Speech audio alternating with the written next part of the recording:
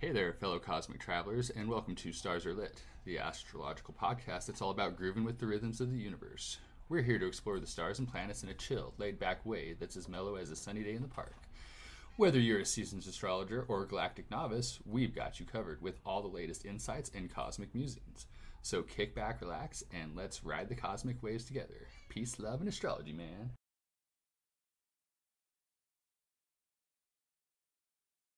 It says copper is wonderful stuff.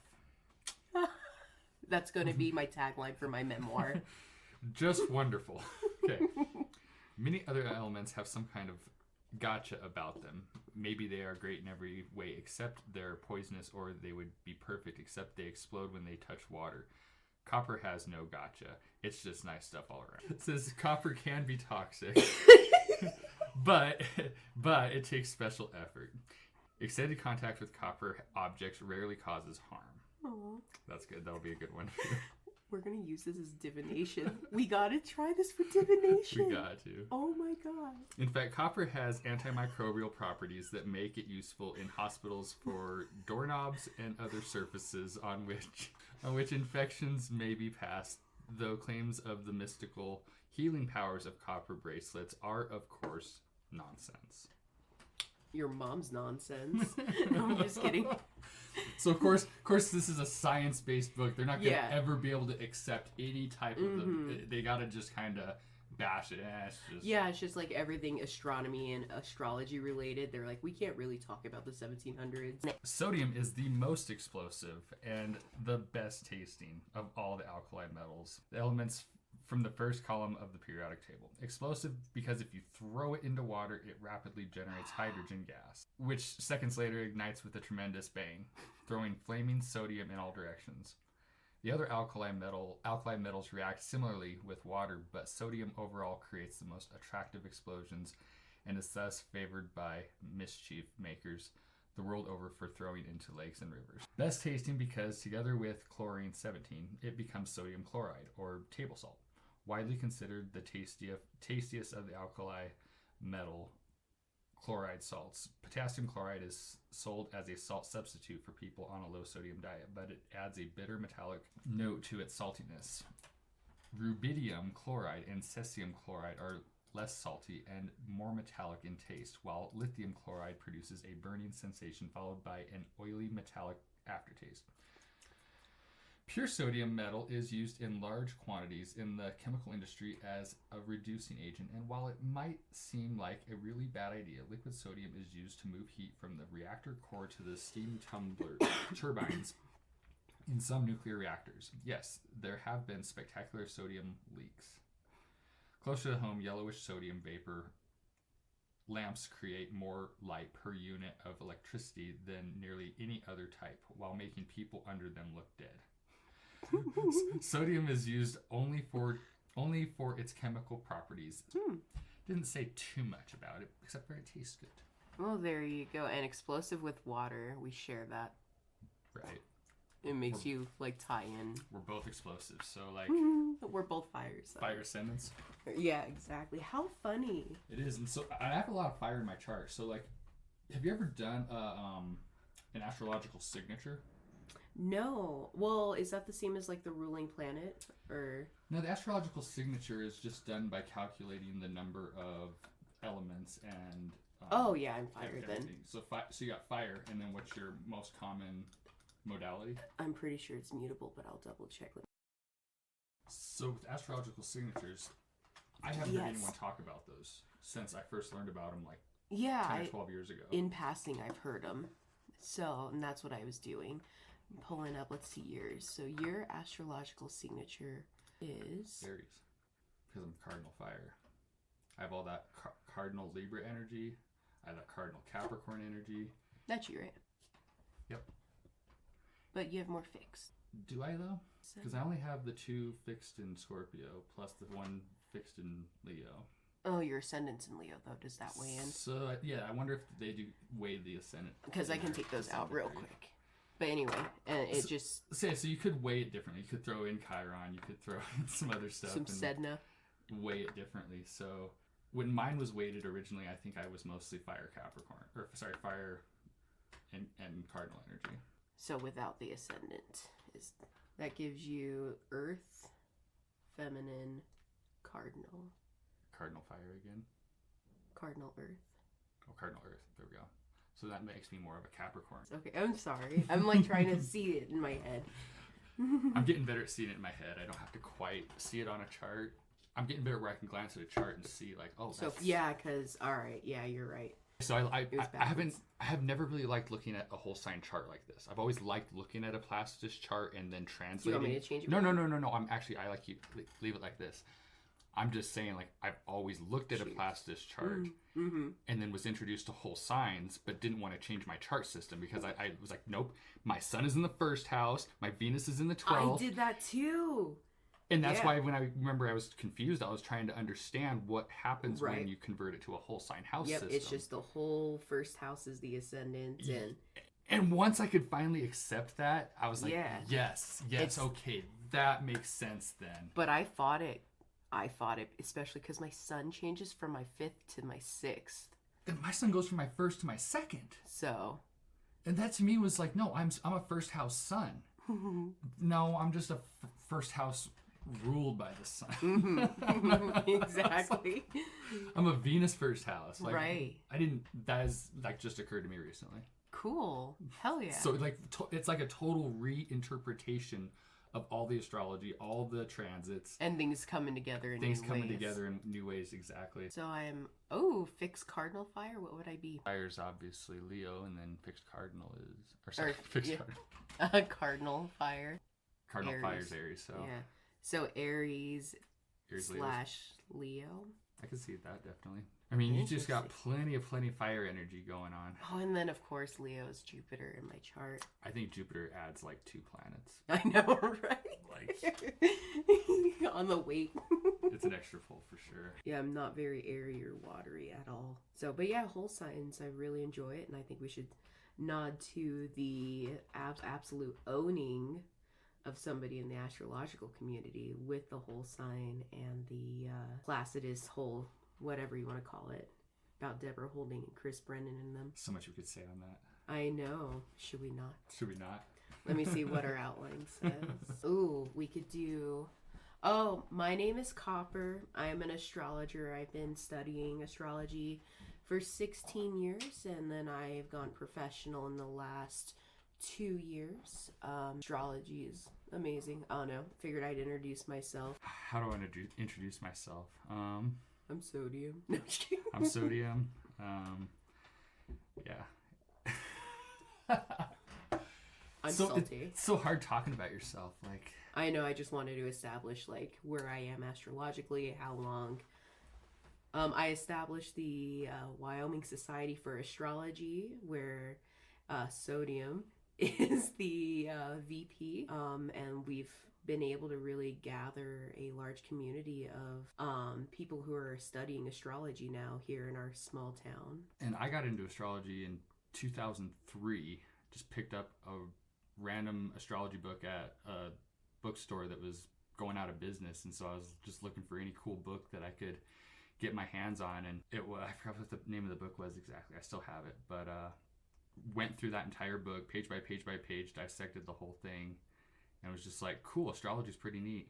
And then set it aside for like 8 years. And then it just came back around in like 2011, 2012, which was right around my Saturn return, basically. And that's when we would have met. Mm-hmm. Wow. Yep, I moved back to Casper in 2012 that year. So, yep. Mm-hmm. And basically just been into astrology ever since. And just self-taught, basically. Just listening to podcasts. What else can we do out here? You know? Mm-hmm. I could list off probably 20 to 30 different podcasts and different astrologers that I would highly recommend. Amazing ones. And it seems like, I don't know if I'm just drawn to all the good ones, but... There's a very specific genre that there is of astrologer that I feel like we are very pulled to for sure. Yeah, I mean, if just right off the top of my head, you know, I just did Chris Brennan, Adam Ellen Boss, Pam Gregory, Molly McCord, Heather Astrology, I forgot her last name.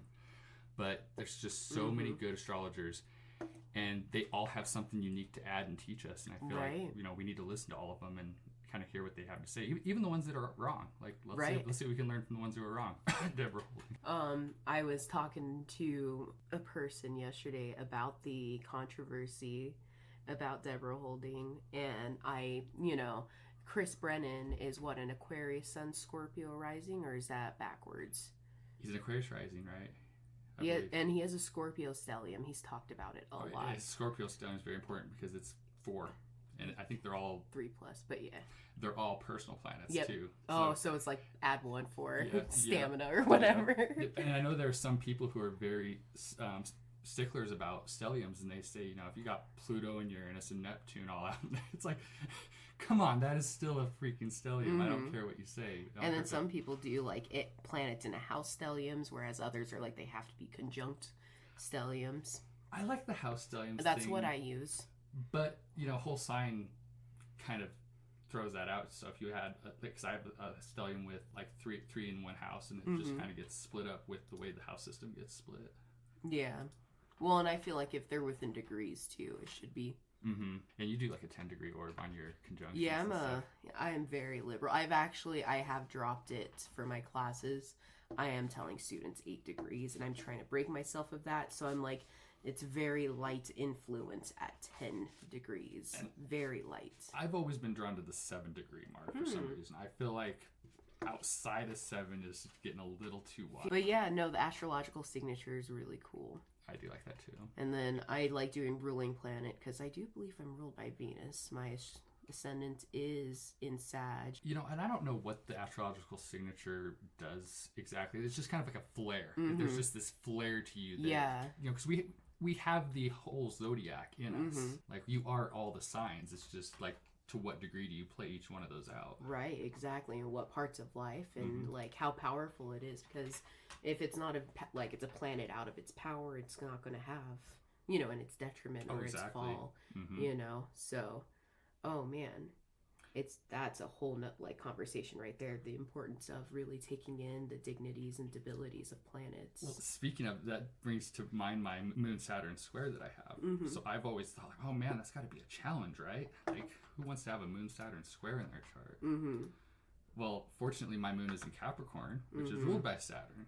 And so that Libra's not a bad placement for Saturn. So yeah, exactly. Interesting. So it kind of mellows it out. Mellows it out a little, yeah. But I think that's the one thing that disciplines me and pushes me more than anything in life is my Saturn moon square. I believe that for sure. Because my planets are in your 6th house too, of course. Day-to-day habits, routines, and health. And then, but medically, astrology talking, the moon, wherever it is, you have to worry about changeability within that. So, but if you're able to harness that. Well, and I think that's a big thing I had to learn to harness, and that was something about my health. Like, I control my health, my thoughts, my feelings about myself, and my day-to-day routines. If I don't stay on top of those things, I will get sick. I will be unhealthy. Otherwise, if I can just stay on top of it, dude, I'm gold. And with that Capricorn, once you get up and go, you're good. It's just like getting that foundation that Capricorn can slowly build. Well, and if you pull up, there's a ton of other placements in Capricorn too on my chart. Oh yeah. Where I've got the South Node, obviously, and then Black Moon Lilith is there, and I want to say part of Fortune might all. You're very dominant in that quadrant. Just that whole chart. Quadrant in the bottom right, yeah. And in your 3rd, which is nice, communication. Which I think explains my job. Yeah. Short distance You're basically a bumblebee for other people and for pizza. Yep. No, I'm just kidding. You do deny your Capricorn. No. That's how the skate park's getting done. That's true. That is true. I know, I'm putting energy into it, but I'm not being as aggressive as I need to. The board's coming together on the 21st, and I'm opening up a nonprofit skate park and youth center. But anyway, I feel like that really shows up because I'm like, it's going to happen because I'm persistent. That's my main thing, is I am absolutely persistent, so it will happen. So I feel that a lot, actually. And my North Node's there, so that's really lovely. And then my Saturn is in also a Saturn ruled sign. Well, and look at all those challenging oppositions that kind of help push it. Look at that, Jupiter and Chiron and Mars. Those all, especially in my 8th and 9th. Those all help you a lot. You think so? I think so. I think when you have something opposing, you got some type of energy pushing on you in some way. Because I feel like these people, like, if you just get like what do they call it? Like void of course moon, when it just isn't intersecting anything. Like it's just floating around. It's just floating around. I think those are the people you get when they're just like living in their mom's basement playing video games. Like, where it's just a bit easy. I was born with a void of course moon. I don't know what to tell you. Like, I'm just lost. Yeah, I like my moon connection with Mercury a lot, quite a bit. I've been really angsty about my Saturn opposition with Jupiter, but I can see the value. It's just like, yeah, and they're almost exact too. I know. Like within a degree. So. I know, I have really strong ones. It's weird. I like how the sun is conjunct Sedna for me within you were 5 minutes. Sedna. That's got, and you know what? I remember the day I learned about Sedna vividly. I was in my 6th grade social studies class with Mrs. Olson, and they were talking about it, and I was like, Sedna. And I went home and named a plant after it. Because Sedna's in the asteroid belt, right? I don't know. When I remember distinctly that it was an outer planet. Okay. And I was like, we have 10 planets. And I was like drawing my own charts. I wonder what the orbit is on that. That's one of the things that I think taught me the most about astrology. And I've kind of harped on this a few times. But knowing the cycles, knowing when it's going to return to the same spot again. Everyone knows that history repeats itself, and so it is on a big cycle. That's a big one. 11,408 years is the cycle of Sedna. I thought Eris was long. Eris is just right behind Pluto. Yeah, it's a dwarf planet discovered in 2003. Really? It's that recently discovered? Yeah. This is crazy how. Right. And that one you sent me about like where astrology is going and how they were talking about all the outer planets and how we may have to leave the solar centric and look further out and everything. I'm so fucking excited. So I'm gonna actually predict right now when it's all gonna happen. Do it.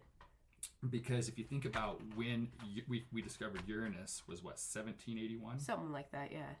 About 4 or 5 years after the American Revolution, after the Constitution, after Americus was started, basically. So since we've already gone through that return, basically, now we've got just 4 or 5 years from now, we're going to discover all this stuff. It's all just going to come around about the same time as that Uranus. I mean, think about how revolutionary Uranus is. Oh, absolutely. In its discovery. Yeah. And everything going on there. I mean, man. So I'm thinking there's something big that's going to happen just in these next couple of years following that. Absolutely. And then, like, we have so much solar or major planetary shifts going on this year. You know, Pluto's finally going for the first little bit, and Saturn's moving finally. And, you know, Uranus too. Feel the energy of those planets moving. Like, I feel it. I see it. Watching the numbers in the chart, and you're like, oh crap, I haven't seen Saturn at this high a degree. Oh, Pluto's up to 29 degrees now. It's like, and those are critical from what I understand, or what I've learned. I haven't looked too deeply into that, but I do, just like, I'll have research from like serial killers and stuff. That degree is more substantial than other degrees. Yeah, I want to look back and when Pluto was at like 29 Sag, and kind of look at those dates, like that month or whatever, or it's probably a little longer than that because I'm sure it crossed several times, but because Pluto kind of has this 4 degrees forward, 2.5 degrees back. 2 steps forward. And it is. I think it's 4 degrees forward, 2.5 degrees backwards. We'll get there eventually. Pluto moves about 1.5 degrees a year, roughly. How nice of it. And you want to see Sag? Yeah, where was Pluto in Sag? It was like 05? Oh, yeah, my bad. So it goes in. That's why you got a Virgo here to correct you. Yeah, 08 is when it moved. Ooh, interesting. I had major life changes at that point. So Valentine's Day? Exactly. Oh, no, I think it's a little bit further back. Okay, so it's 0.5 degree in. So January. Interesting. So end of January of 08. Mid-January of 08. That was when my wife got pregnant with our second kid. It was around that time because he was born in September of 08. So that was a crazy time in my life too. Shoot. Yeah, how crazy is that? So I'm thinking anytime Pluto is at that 29th degree. Yeah, well, and that one specifically, the housing crisis of 08. Personally too, like, I didn't get money for college. I didn't get money for a vehicle. So that stunted me, and like it dropped my self-worth a little bit in a weird way. But then like also I think there's advantages to me spending my whole adult life in Pluto and Capricorn because I'm thrifty as fuck. I'm be an amazing millionaire. Oh, I bet. I was just thinking how much I love how Pluto in the signs just chunks out each generation. It does. Time. Yeah, in weird ways, because it is a weird orbit as well. So it can range from 12 years up to, 30? Mm-hmm. So, but yeah, and then like combined with Neptune. And I'm learning the synodic cycles are like more important than actual ingresses. Mm-hmm. One of the guys that was just on with Chris Brennan, I think his name is Bear, was talking about it. And I was like, he is amazing, man. Like, so I've been researching that because I'm teaching that generations class in 2 days, and it's going to be a month-long class, but I like being fresh on my stuff, so I make the slides ahead of time, a little bit ahead of time. So I'm really excited to see like what the actual, just like the Pluto and Uranus transit cycle that was mentioned or talked about in the main focus of the changing of the gods with Richard Tarnas. Name drop. I'm just kidding. I like it. So, and then the most recently, the Venus cycle. Like how we were really like, oh man, this is like way bigger than just like planetary movements. This is like an arc, a story arc over several seasons. You know what I mean? I compare to TV a lot, just so you know. Well, and I'm thinking all of these 0 degrees, all these 0 degree marks of these transits that are happening with just everything. The outer planets changing signs all at the same time in the last few years. Like we just don't see this much drastic change happening with the outer planets as we do as we have in the last few years. Yeah, it's bonkers. It's cool. It's like revolutionary, like in many ways. I know it's like. But I didn't even know about that Venus, the 250-year Venus cycle. I know until that one episode. I do wonder what's going to happen. Because it's moving from Scorpio to Libra, right? What is the Venus star cycle? Oh, I don't remember. I'm trying. I think the cycle does move backwards, like the nodes. Yeah.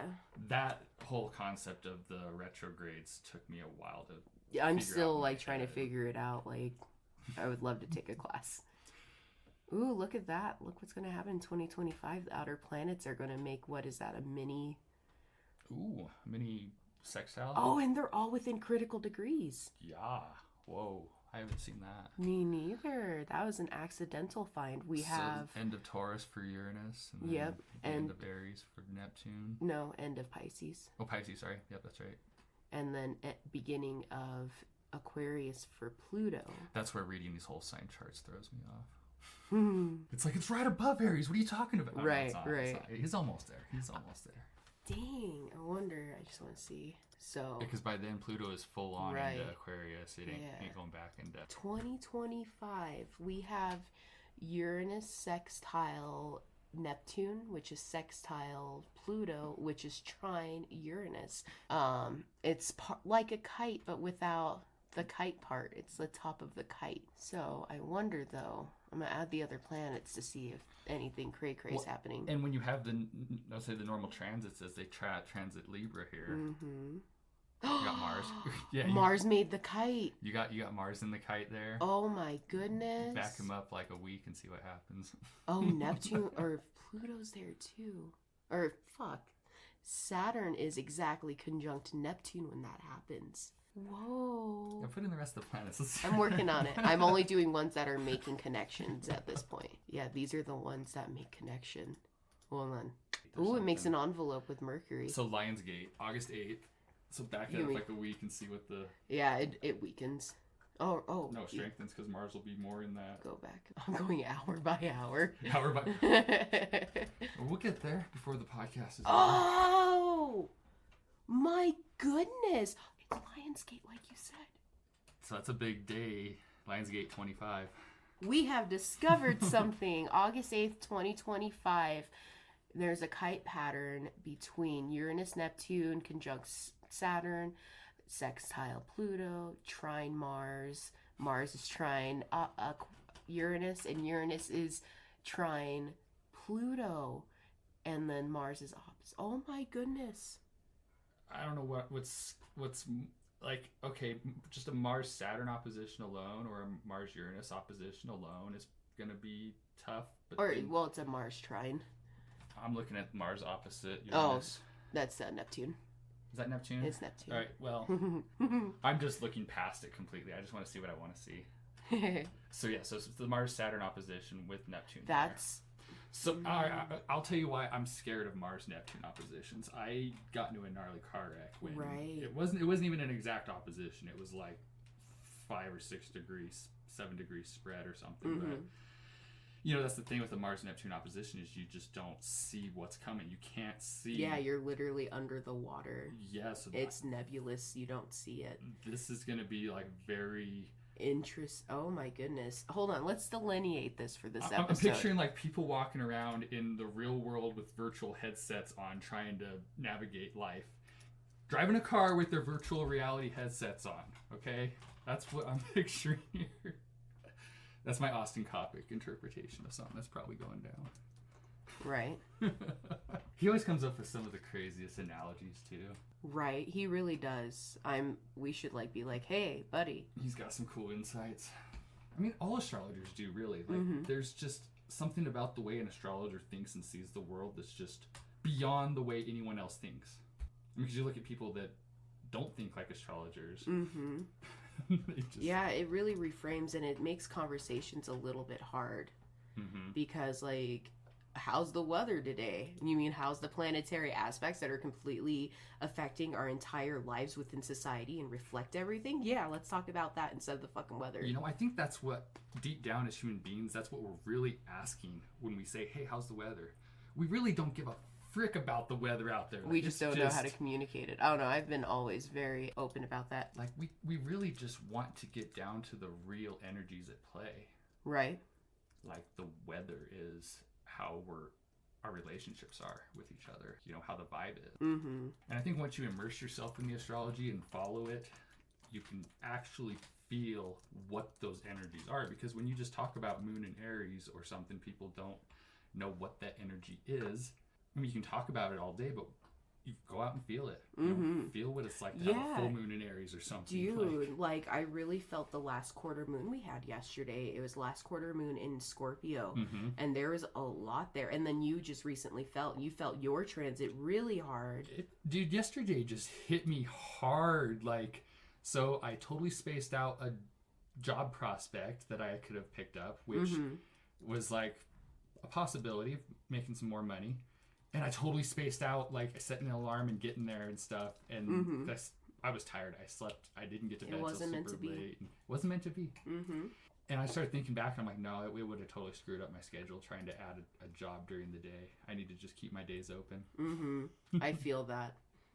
But also compartmentalizing is really important. You don't want things that put you in... You know.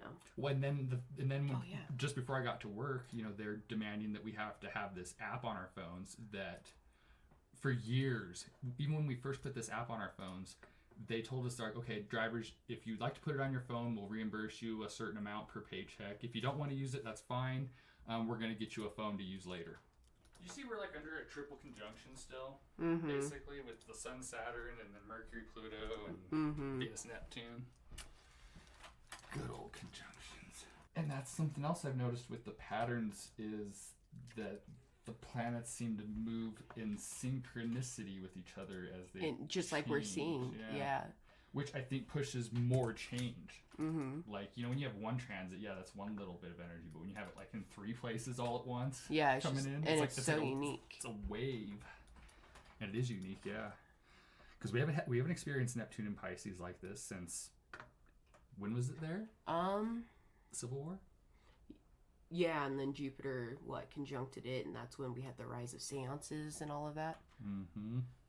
We are looking for... And this degree point where Venus is crossing Neptune, and that's the same degree point Neptune was at when Jupiter and Neptune transited each other. Damn. Like the exact degree point.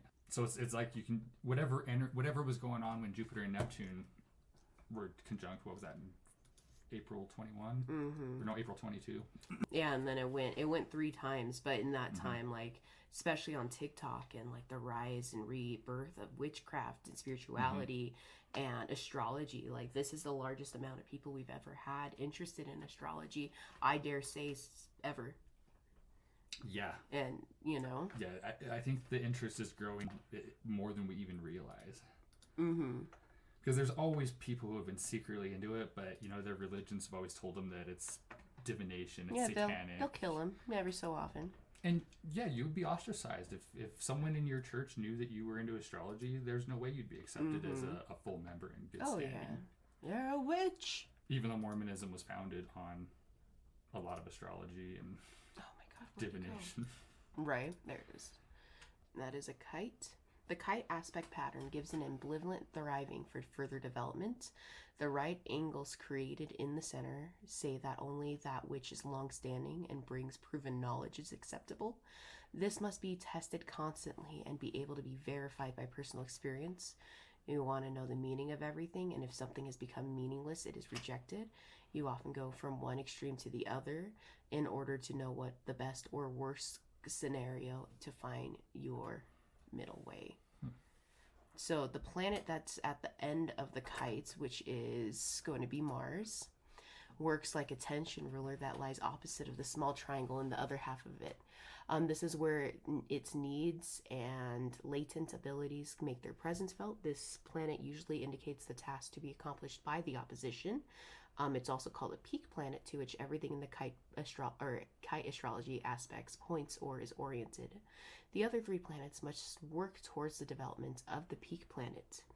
Both uniquely blue influence planets, and then the blue is everything but the opposition there, have a lot of available substance. They can make the correct choices without much effort and channel misdirected energies into a positive development. So, interesting. So Mars is at the peak of this, being the tension rod, basically. And the rest of the kite is Uranus on one side. In the center, which is opposite Mars, we have Saturn conjunct Neptune. And then on the other trine to Mars, we have Pluto. And these are all within 2 degrees or less. Wow. And I just realized the sign that Uranus had moved into. Yeah. The same sign it was in the nuclear shit. Yep. So, kaboom. Also, it is air signs versus fire. Oh my gosh. Oh, you had to point that out, didn't you? Yeah. So, and all right, let's see what else it says. So Mars is the one providing the tension. The 3 other planets, well, 4 in this one, have to work in development towards the development of the peak planet. So it's like almost like with all these moving into new signs, it's very much like the development of the structure of like Saturn being there. So it's like a slow development of the structure. So the 2 ambivalent triangles are facing each other, is that on different sides of the horoscope produce an either or behavior. So this is either Plutonic or Uranian. And so Pluto's in a Uranus ruled sign, so... Oh, and then Saturn's chilling there in the middle. Yeah, Saturn doesn't really like Aries that much. I think it's exalted in Libra, if I remember correctly. So Saturn, it's not going to be very strong Saturn in Aries in that sense, but... Cool. Well, that kind of numbs down the restriction. Be helpful. Yeah, it seems more constructive than binding. Opposite Mars, which rules Aries, so... And so Mars is in its... Yeah, Mars is in its fall too then, huh? Yeah, detriment. Or detriment, which... No, this is fun to analyze this little kite in 2025. On the Lionsgate portal, which is very interesting. We weren't even planning on doing that. No, this, like I said, organic learning. The qualities of the 2 aspects, so they're considering Venus-like sextiles, Jupiter-like trines, and Saturn-like opposition on this specifically in their flavor. That's interesting. Saturn likes opposition. Exactly. And then Okay. sextiles are very like constructive and lovely. Saturn's like, push on this wall. Let's see how strong it is. Yeah, and then the trine being Jupiter, like I get that because Jupiter can lead to or overuse and everything. That's where the trines lack the boundaries. Ooh, that's perfect. Ooh, that explains why Mars likes squares too. Right, because it's like consistent. So interesting. Redirect, like water in a pipe that's 90 degrees.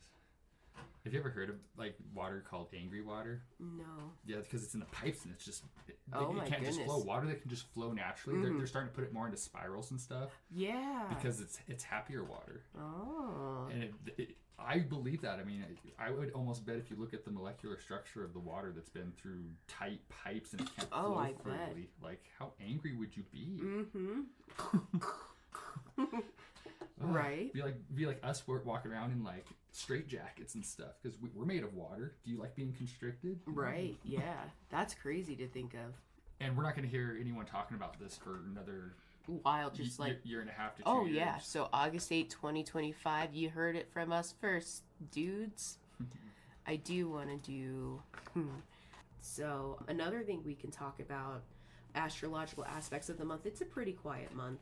I mean, it feels like it's really the night before the big game because like March is coming up quick. The build up, you can kind of feel like everyone's got the intensity planning for what's coming for the big game. Oh yeah, absolutely. I mean, we have, well, in current events, we have the East Palestine train derailment. That's going to be the largest economic disaster we've ever dealt with, and it's being hidden, but like through media. However, we have this beautiful like birth of non-centralized media where we're able to see what's actually going on and what like the powers that be just like trying to squash it and distract us.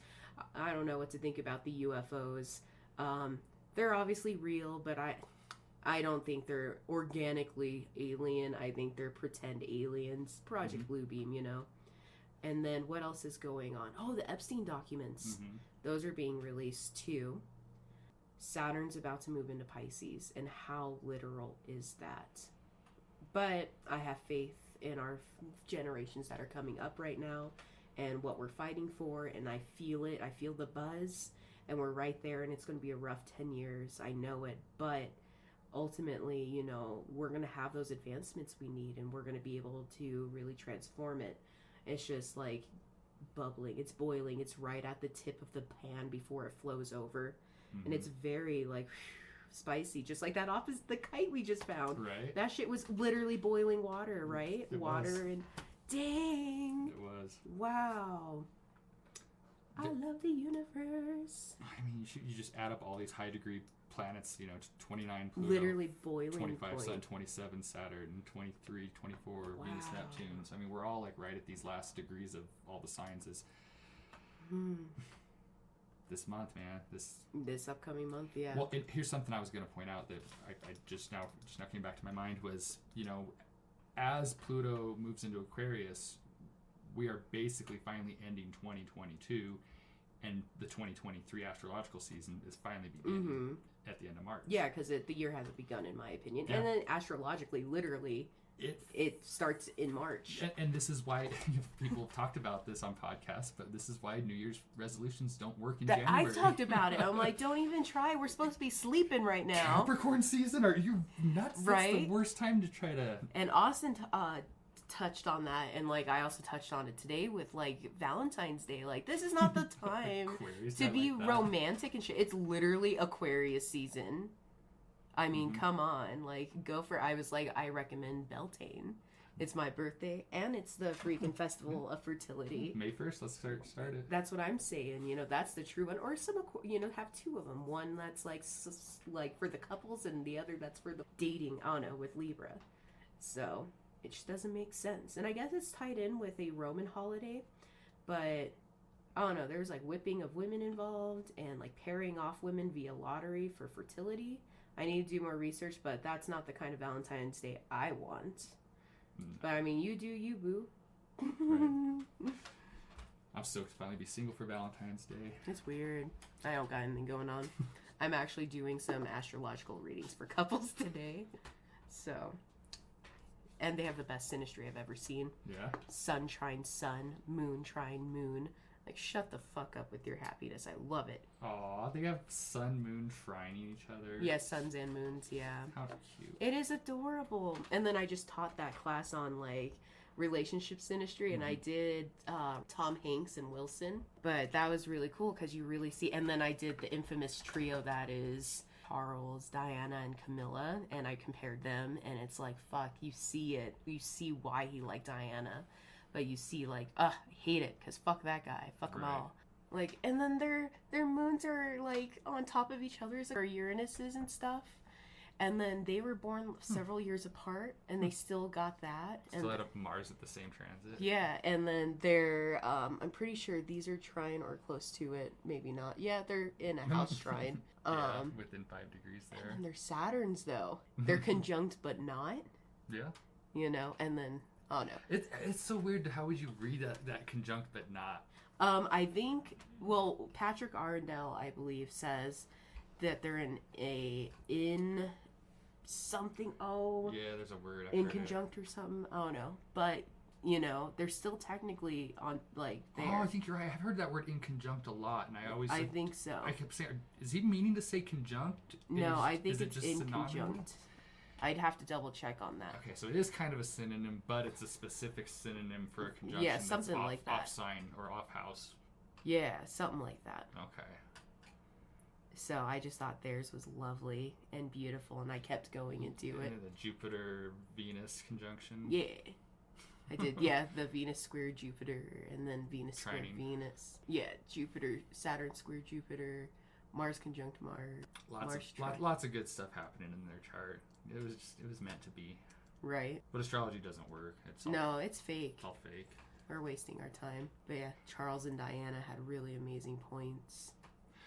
I think it's such a beautiful thing to look at astrology like we can on a monitor, a chart just beautifully laid out and animated and easy to digest. And it's like we're able to see out into space all these energies that have always affected us. I know. Like, you can't see it, but in this aspect, in this way, if you have an astrological mind, you can see You can really start, like, placing yourself in the universe and see how it's going around you.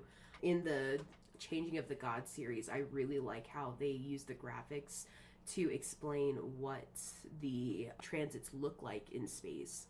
Like, they showed the orbits and everything and then showed the meeting up. You know, I thought that was great use. I want to see it on a bigger screen because I was, like, watching it on my cell phone. Oh, it's amazing. We really got to do that. I am doing it this summer. I'm doing a series where we're just showing it. You have the digital copy. I have a physical copy. I know. Yeah, it's so cool. We got backup. We got a transcript. So but I was thinking, how cool would it be if we could partner with, like, Frontier? And because they have the big screens. And they do football and stuff on there and trivia. I haven't been to their new place yet. Oh, it's nice. It's the theater with the bar in front. Right. Yeah, it's really cool. That's right. And I think that would be incredible to have, like, a special series with them. I just worry about how much it would cost. So we might have to charge people for that. But then it's like brewery, and then it's open to the public.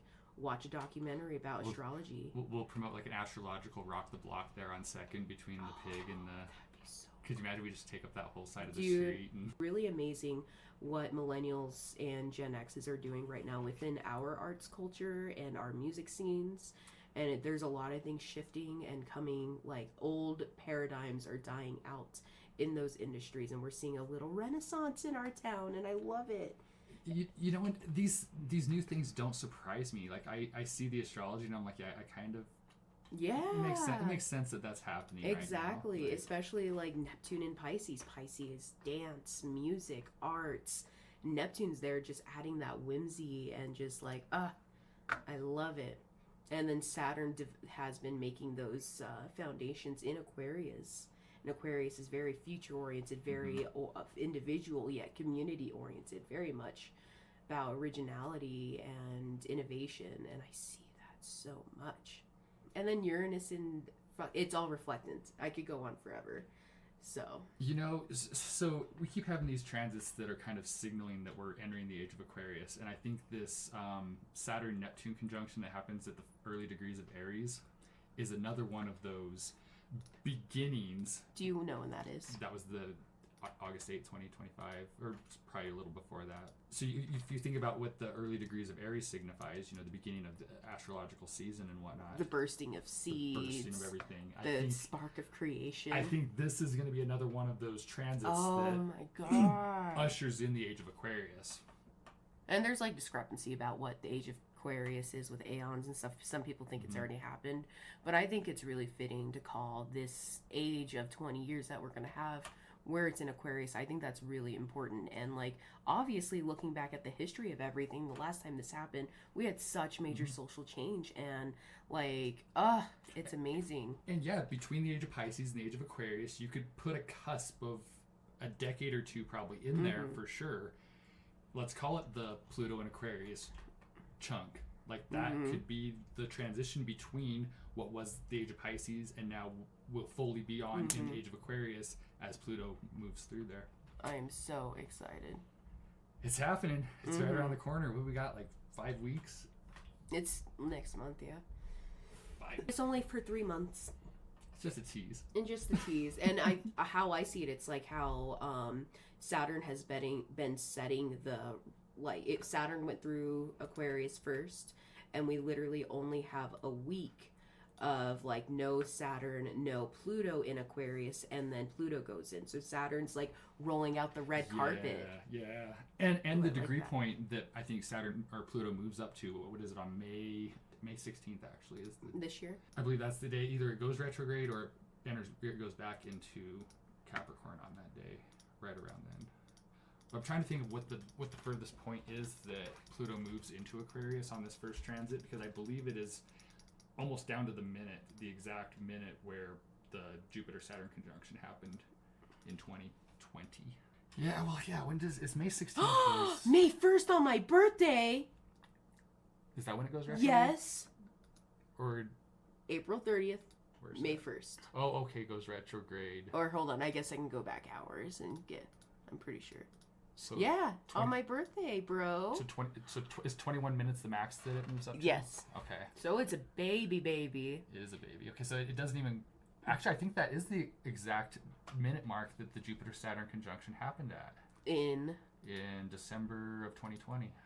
This is what I'm talking about with these cycles and how these planets move to the exact degree points and focus the energy to that, which, you think about the seeds you sowed and whatever you were doing at the time. So 8 minutes off, 7 minutes off or something. Wow, yeah, 29 minutes in on December 21st, 2020, which is 12/21/20. Yeah, that 12/21 palindrome. I love it. That's so weird. And the 3/23/23 coming up with Pluto moving in. And then when we were talking about this idea, how several planets were in their whatever you want to call it, they were like 12/12 and stuff.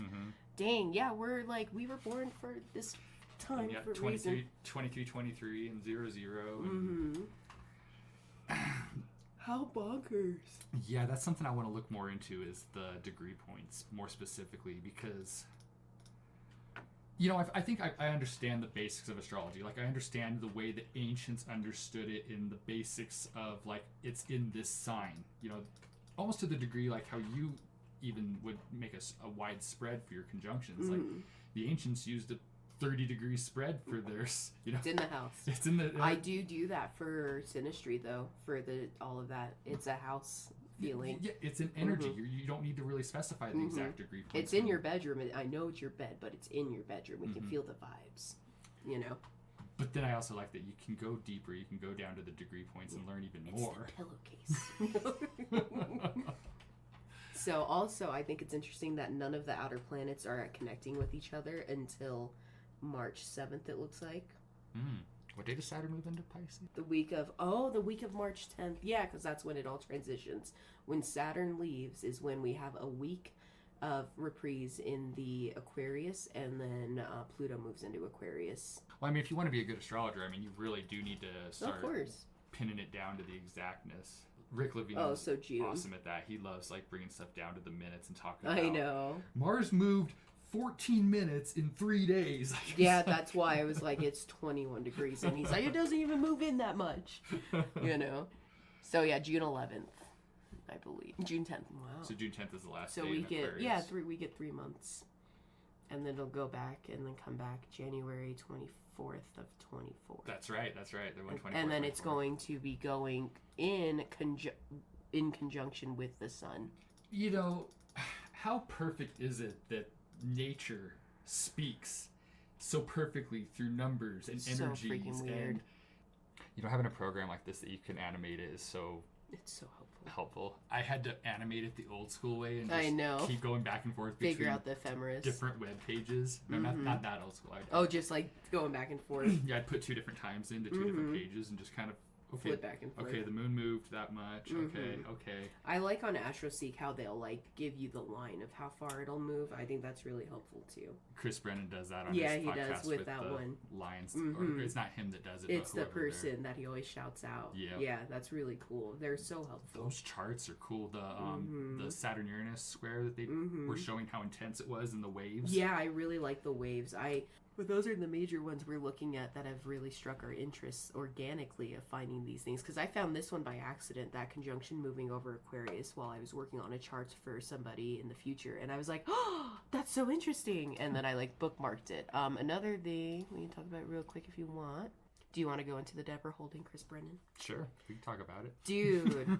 So, what I was saying before we got interrupted too is like I believe he's Scorpio, Stellium, your Aquarius rising. And the way he dissected everything was so eloquent, but there was a power behind it. And it really reminded me of, like, I don't know if you've seen, like, a hip replacement with the surgeon. Like, the surgeon has a hammer and a rod to pop things into place. And it's just, like, so, like, boom, boom, but it's, like, surgical. And it just reminded me of that. He's like a surgeon, but he is, like, hip-hopping that hip. And it's so necessary and forthright and powerful.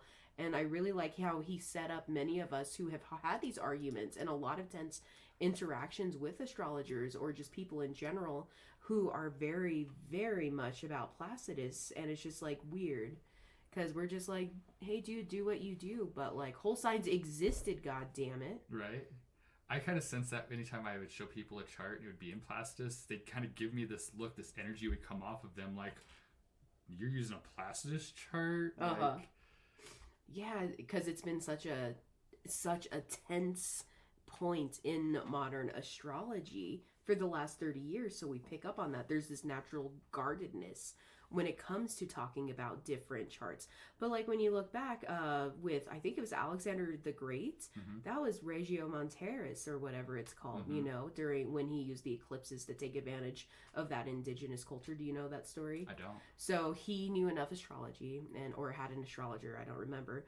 And I believe it was Alexander the Great, I'm fairly certain. But anyway, he sailed to a indigenous culture's island. And you wanted to, like, take advantage of them, basically. Basically, he was like, well, if you don't do this, the sun is going to become obscured, and it'll because you've angered our gods. And then he timed it so when he came back, they were in panic and everything. And he's like, my gods will forgive you if blah, blah, blah, right ahead of the sun moving back. Or the change of it. So they saw him say that and then it cleared out. Isn't that fucked up? Yeah, that is so fucked up to take advantage of their naivete of what an eclipse was. Right. It's messed up, dude. Crazy, huh? Right. Well, think about it. Like, most people on the planet are lucky to get to see one once in their life. Right, and we got one here. We were the freaking epicenter of that one. Yeah. So I want to chase the next eclipse. I didn't think I'd be an eclipse chaser, but April 8th. This year? 2024. Where's it at? It's going to pass from, like, Texas up to the northeast. Utah? No. Northeast. To the northeast. So it'll cut through, like, Illinois and, like, southern Illinois. And that's where I want to go. I want to go to the same point where the Great American Eclipse crossed. I want to go to the same point where... We're down here in Texas? Well, not Texas. That's a different one. No, that's a different one. That's an annular eclipse. Those aren't as cool. You got to have a total solar eclipse or it's not worth... Right. I mean, after experiencing that, like, you can't When was it, 2017? No, yeah, August 21st. Oh, so it's like in Illinois. Yeah, southern Illinois there somewhere. So I want to go to that exact point where they would cross. Because I want to talk to some locals there. I think it'd be kind of cool to have to understand like what happened. Eclipse conversation. Be like, yeah, I'm from Casper. Let's see that. I saw that eclipse with you in 2017. So that looks like it's going to cross right at that curve. Carbondale or similar. Oops. Yep, basically Carbondale, Illinois, somewhere in there. It's under a Mercury retrograde too. Oh, really? During that eclipse? Uh-huh. April 8th? That's going to be hard travel. Well, that makes sense because it's going to be an increase of travel. So, of course, it'll go completely. I don't know if I can get down to seconds on here. I can. Oh, it'll be fully. All right, so it goes exact at 12:20. Just 10 seconds before the minute changes. Yep, and then it'll pass in front of it, and then I'm going with the 12:21:12. I like that 12:21:12. Dude, that's really weird. How strange is that? How strange. Let me see if my thingies are on. Aspects are on. Yeah. So they're not aspecting each other at all, other than conjunctions. How strange is that? Or I guess we have a very light sextile there. Interesting. It's like pure solar energy. And then Saturn and Mars, though, too, together. And Uranus and Pluto. Why are Saturn and Mars always hanging out doing stuff? But they're both in their detriment, aren't they? Or they don't like Pisces, do they? I guess they're like partners. They're like little villains. Chill like a villain. What did Austin Coffey say? Like a trine is a Mars Saturn trine is like two bad guys getting together to defeat someone. I like his analogies a lot. So yeah, a lot of dates to look forward to. Very substantial, like interestingly planned out dates, but not planned out. How strange. And funny thing, this April 8th date was supposed to be my 19-year wedding anniversary. Ooh, interesting. I guess it still technically is because you take the beginning point. Like even after you die, like you have post-mortem shit too. Yeah, like post-mortem charts is revealing like when people's memoirs are released and shit. So that's a whole thing you can look into. When they get like inducted into the Hall of Fame. Oh, absolutely. Stuff like that. It's very interesting. Thank you for joining us today on the Stars Are Lit podcast. Be sure to tune in next week as we dive deeper into more mysteries of the cosmos.